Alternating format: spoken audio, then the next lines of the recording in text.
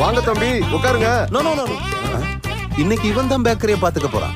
நீங்க வாங்க, நம்ம ஒரு டீயை போடுவோம். ஐயா லோடு வண்டி வரும். கரெக்ட், லோடு வரும், சேஃபா இறக்கி உள்ள வைக்கணும். வாங்க அப்பா, சேஃபா.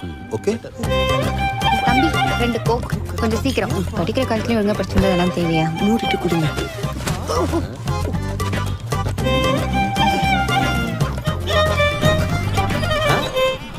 நைஸ், பேலன்ஸ் இறக்கி வச்சு. இங்க டீ நல்லா இல்ல, வேற கடையில குடிச்சிட்டு வரேன். சேஃபா.